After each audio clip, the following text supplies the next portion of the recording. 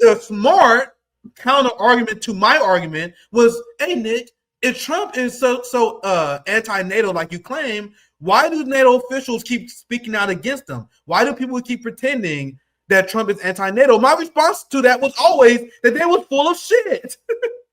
And now you guys see, because now they are admitting that they withdraw. People like Jen Stoltenberg, like, man, Trump has been amazing for our alliance. You know why? Because Trump actually convinced NATO countries to increase the military spend to 5%.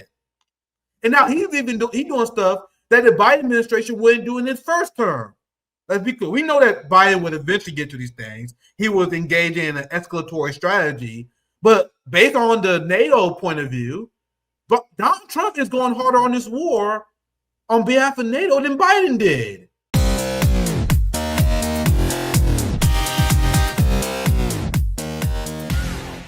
Speaking about how bad the corporate media is, they have Zelensky on Face the Nation, whatever the fuck this show is. 60 Minutes, they're all the fucking same. I don't remember what show she hosts. But it's always, Sarah, you've seen these Zelensky interviews, right? It's always like the Western media talking head holding his hand. Yes. It's really actually kind of endearing. The difference between Western puppets and Western leaders compared to Xi Jinping and Putin couldn't be more clear, because Putin annoys reporters because he gives long 30-minute answers. He's too knowledgeable for this format. You know what I mean? He's too knowledgeable for the quick corporate media soundbite era because he's so substantive in his answers. Compare that to Zelensky and people like Kamala Harris, who the Western media, they have to baby them. They have to hold them through. Hey, should you tell Americans how Putin is bad? Yeah. Why are you coaching the president of a whole ass country on how he should answer your questions? Just show how inept Zelensky is. I'll play this because I think this is a good intro to our segment we're going to get into, Sarah. But according to Zelensky, Putin is a Hamas. Part of President Trump's success with Israel and Hamas was that he applied pressure to all sides. Everyone is doing it, fam. Everyone is doing it. I can show you guys 3 different quote-unquote resistance reporters, because she's another one who's considered an enemy of Trump. But here she is, also engaging the same thing CNN is doing, pretending that Trump is successful in Gaza. You guys see how the liberal class, they are more than happy to help Trump and MAGA and do propaganda for them. Well, I'm sorry, but it's crazy what's happening. Now, let's play the whole clip. With Israel and Hamas was that he applied pressure to all sides. Does President Trump need to get tougher with President Putin?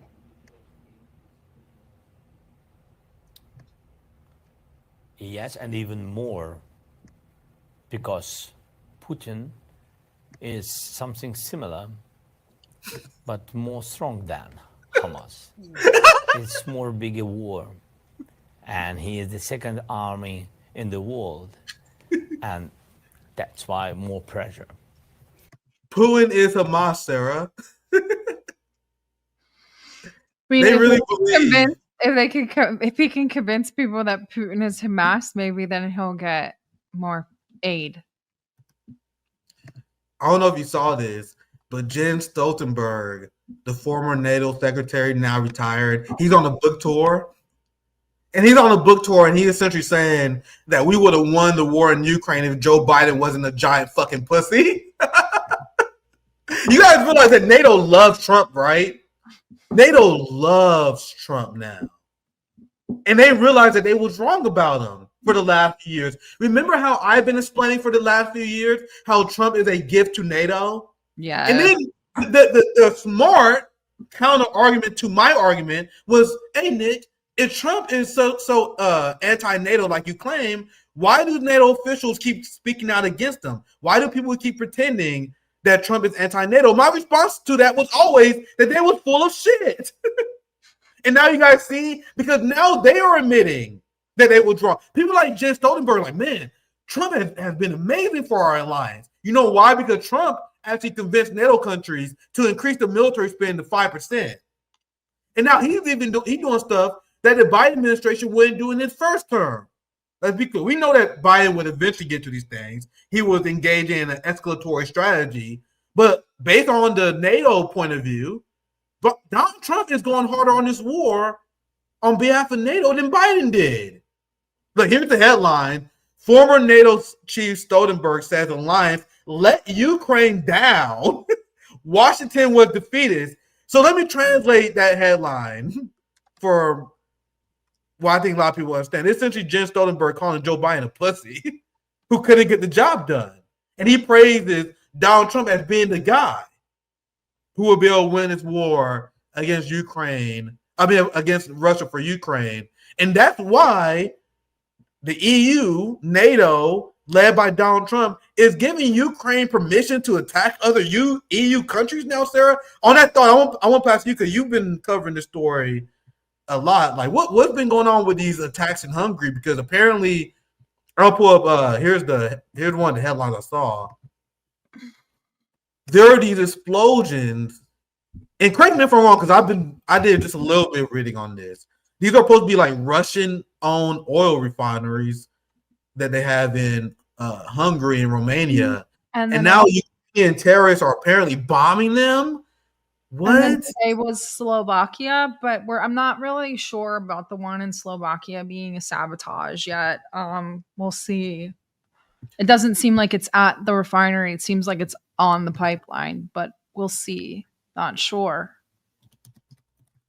Yeah, it seems pretty weird that all these refineries will hit at the same time. I think that's what a lot of people was pretty like, what the fuck? Like, look at the explosions at oil refineries in Hungary, Romania sparked sabotage suspicions. So the Ukraine is now attacking the EU now? Is that what's happening? They've been threatening the Druzhba pipeline, which is the Hungarian and Slovakian pipelines processing Russian fuel for a while now. I mean, this is par for the course. This should be expected. I would think that, the fact that Nord Stream has pretty much been given the thumbs up from everybody in the EU, except for Germany. I mean, this past week, if you notice, there's a Georgia Maloney is based campaign going on Twitter right now, and that's because she's doing a lot of our bidding in the EU. She's refusing to extradite the suspects of the Nord Stream bombing to Germany to be tried. She's doing a bunch of other really weird things, and also making deals with NATO. So if you're seeing like a big push for her being based, that's why. But what I'm trying to say is that if we've been conditioned to accept something like Nord Stream, bombing the Druzhba doesn't matter at all. I mean, these are nothing compared to Nord Stream, which was not only bombed, but then made into like a meme. So it's hard to say, it's hard. We're in such a place of anarchy right now. I feel like what's the recourse here? This should have been expected on Russia's part. Yeah, I mean, the Ukrainian terrorists, they love the complete fall of international law. And the reason why I'm suspicious is because it fits within the modus operandi of Ukraine. You had Ukrainian officials that said that Ukraine engaging in what they call military operations against enemy of the state. But what rational people would call it is they endorse Ukrainian terrorism. They endorse political assassinations. This is within their modus operandi. This is why people are suspicious. It's the reason why people are suspicious that Israel killed Charlie Kirk. You understand? I don't know if they did or not. Mm-mm. But the reason why people are suspicious that Israel killed Charlie Kirk is because that's within Israel's modus operandi. It's killing people. It's not like they was accusing Sweden of engaging in assassination of Charlie Kirk. Not like they accused Canada of doing that. You are suspicious based on patterns of behavior. And all the usual suspects are being shady as fuck about this. And this is one last headline. We begin to wrap up. We keep this a short night because I know you had a stream earlier today, Sarah. I know you had a long day. I don't want to keep you too long tonight. But this be the last headline. What is Poland hiding besides the Ukrainian Nord Stream suspect? So you have Germany officials, you have Poland, you have the UK, who seem not to have any sort of curiosity to get down to the bottom of this. The same way that every single Western journalist has zero curiosity at all and will never ask any questions that goes out of the bound of the Pentagon. So Sarah, I will give your last thoughts. I think we can begin to wrap up here. Any final thoughts on this story, the Ukraine sabotage story? Well, I mean, all of this goes along the same lines of we talked about it when we were discussing Venezuela because of how it tied into Gaza as we kind of got desensitized to that. We're desensitized to this stuff too. I mean, these are international war crimes. These are economic crimes. We're completely desensitized to this. Blowing up Nord Stream was a huge breaking of international law or breach of international law or just a breach of maritime trust and like how we behave when we interact with one another. It's a huge breach of that sort of trust, and I think that was really one of the nails in the coffin, so to speak, when we're talking about this kind of descent into anarchy. That really showed that international law really doesn't exist. I mean, really think about it. Think about how surreal the things that we've seen in the last 3 years is. When Nord Stream was blown up, the foreign ministry of Poland thanked the United States on Twitter and then deleted it. And I think that was really that was really a turning point right there. Just the blowing up and then him kind of making it into a meme. That was a very interesting turning point. Yeah. The neocons and the ruling class for the last, I would say, 20 years have been trying to scale back what they view as horrific decisions made by the previous generation of the ruling class. So the previous generation of the ruling class, who are not fucking angels themselves, but after World War II and after seeing their own people suffer, being tortured, they were like, hey man, we should put rules on the books. We know they're not good at following it, but they're like, hey man, let's put rules on the book. Let's have the illusion of order so we can advance humanity to the next stage, because humanity had many stages of mass violence where humanity was violent. So let's continue to advance humanity while we still do it. This generation of the ruling class is like, you fucking pussies. Why would we scale our power back like that? Why would we ever give any inch to the proletariat who want us to engage in peace, who don't want us to maximize our profits? And that's why you're seeing this open rebellion against international law, which the Israelis, they spearheaded. And now you got to see how all the empire puppets are just trailing along. CNN, like when Israel bombed that first hospital, Israel and their Zionist propagandists went on a PR campaign for weeks. Turning point. Yep. That was another turning point. Yep.